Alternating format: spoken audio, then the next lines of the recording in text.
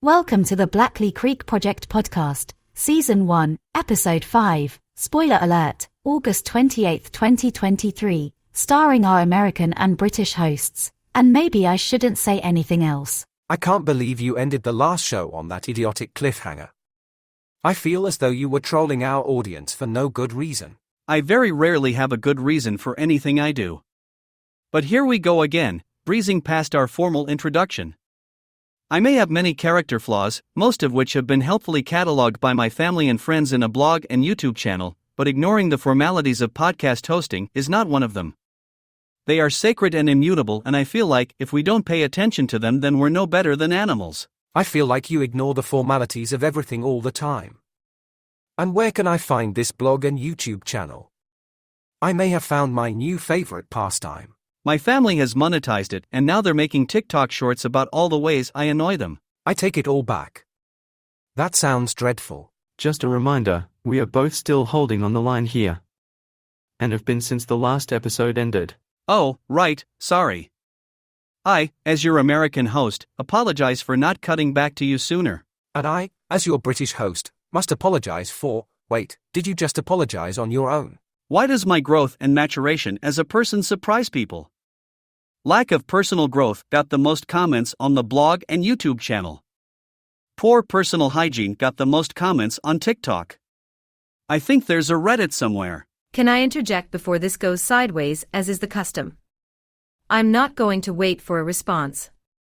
Please don't interrupt at all until I give the subtle signal that you may rejoin the discussion, which will be my explicitly saying that either of you can speak again. We went back to the mine as we had planned. We had to pay the guides extra, and yes, we got a receipt. The miners weren't there, and it looked like they hadn't been back since the last time we were there, so we were able to look around more thoroughly. Like we said before, they left it in startup condition, so they weren't in a huge rush to leave, so everything was pretty tidy. There was a building that we assume was the boss or foreman's makeshift office. We found plenty of evidence about their illegal mining operation, which we have already turned over to the authorities. Isn't the mine itself sufficient evidence? Do you really need a paper trail? The giant hole in the ground that you can probably see from space isn't enough? I doubt there's much uncertainty or question about who's behind all of it. I said to be quiet. Sorry. He has a point. I meant you too. Sorry. More importantly, we made our way partially down into the mine to get a better look at the domed object. We couldn't get all the way down, but we did get closer. Our electronics still weren't working, but we took your advice and had paper and pencil and did our best to capture what we saw. By our estimate, the dome was maybe 50 meters in diameter, but only the central 20 meters were above ground.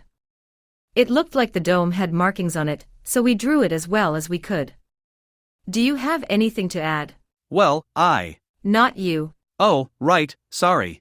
I believe she meant me. We did find something odd in the camp. There were several paper flyers in the camp for some place in Las Vegas called Primera Luz. That apparently means first light. We don't have any leads on what the connection is or why there are flyers from Las Vegas at a mining camp in Peru. We just haven't had a chance to try to pull that string very much. Wait, I'm sorry, did you say first light? This is important. The rest wasn't important? Yes, it's all bloody important, but you did say first light, yes. Yes, why? What did you hear the general say last time? Well, just that he was getting a blizzard. Those are good. I wonder what kind he got. The reason I ask is that he made what I thought was some snarky offhand comment about first light of the fifth day. From the Lord of the Rings? Yes, and I can't imagine that this was a coincidence. He was giving us a coded message. So what does the fifth day part mean? I don't know. But what are the odds that he would randomly use that phrase? Maybe I owe the good general another apology. I don't think you ever apologized for our first conversation with him. You know, the part where you thought he was making a snarky offhand comment about minding your own business. Perhaps I will apologize for both of them the next time we speak. I feel very frustrated when we speak to him because I don't feel as though he takes us seriously, but then he drops small breadcrumbs of information that makes me think he knows more than he's willing to share. Yeah, and he insists on getting Starbucks gift cards every time he calls in. I am not made of Starbucks gift cards, General. I should put that on my blog about him. Do you have a blog about him? What about one about me? Well, I guess it's not technically a blog since it's written on paper in a little book that I keep in my room, which I use to write about my experiences and feelings. You mean a diary? That's actually very therapeutic. Why do my proactive attempts to increase my positive mental health surprise everyone? I should check the X feed. So speaking of completely changing the subject, what was the significance of the first light of the fifth day? I'm sorry, maybe you didn't hear me clearly. General Anonymous made a comment about the first light of the fifth day, and then our investigators find a connection to something called first light. Is that not significant? Oh, when I'm irrationally sending them around the world chasing aliens, they're my investigators, but when they find a UFO buried in a strip mine in Peru, they're our investigators? I'm okay, I'll let that slide. What I meant was, what is its significance in the movie? What movie was it again? The Two Towers. It's part of the Lord of the Rings trilogy. Have you not seen the film? It's glorious. Aren't there like 6 of them? We don't talk about the Hobbit movies. Okay, fine, but what was so important about the first light of the fifth day? It was when the giant robots finally got to fight in the giant pudding-filled swimming pool. Blorgelin the Magnificent, who is a giant robotic hamster, was nearly defeated by his archenemy, Shulleth the Merciless, who was a giant robotic squid, but he was saved through the intervention of the Glebulites, a secretive order of warriors. What? Not going to lie, that sounds pretty awesome. I will definitely watch those movies now. That's not. I refuse to allow spoilers for those movies. And now when she watches them, it still won't be spoiled. You guys know I can still hear you, right?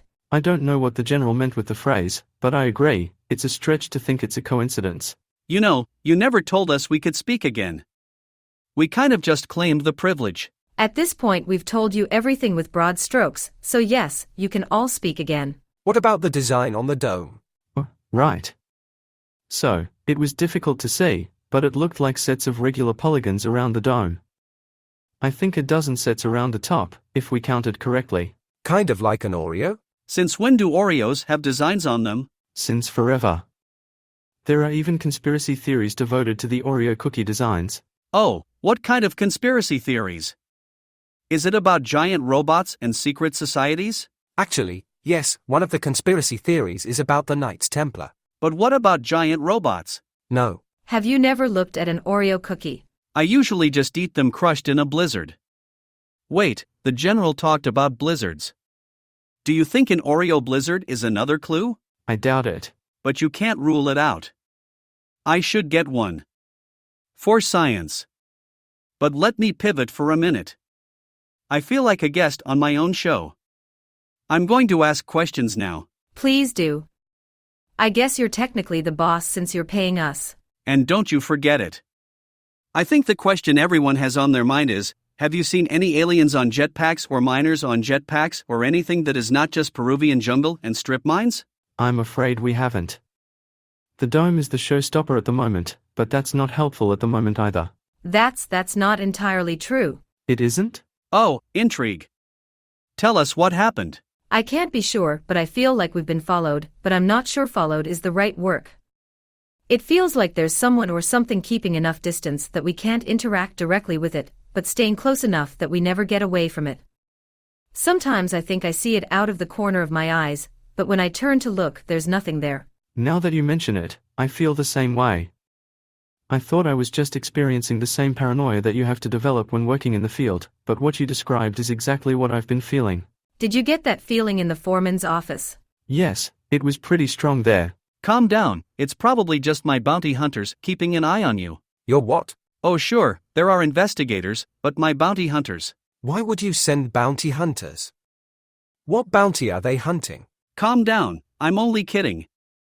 Bounty hunters would charge way too much to follow them through a jungle. That was not a funny joke.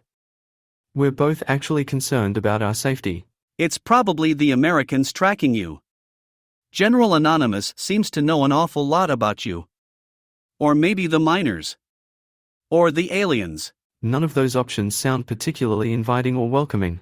I would say the Americans would be the least likely to probe you. Maybe tied for second on the list with the miners. I'm not sure you're being helpful here. I'm pretty sure I'm not. So what now? I think we definitely head to Las Vegas. The sightings in Las Vegas and the sightings in Peru seem to be connected, and the first light connection also raises all kinds of red flags. Oh, yeah, I guess that is another good reason to go to Las Vegas. When can you leave for the airport? We are leaving at first light. To go to First Light. Apparently, yes. The first flight to first light at first light. I just hope he didn't book the worst flight. I won't tell you which flight. I don't want to spoil it for you. Thanks. Thank you for joining the Blackley Creek Project podcast. This podcast was made using voiceover from Speechify. While the voices are computer-generated, the script comes straight from a human brain and is lovingly handcrafted by painstakingly typing using human fingers. We don't have a support page, or really any page, up and running yet, but please leave feedback and tell your friends. Check back on Wednesday, August 30th, for the next podcast. You can reach us at blackleycreekproject@gmail.com. That's BLACKLEY creekproject@gmail.com.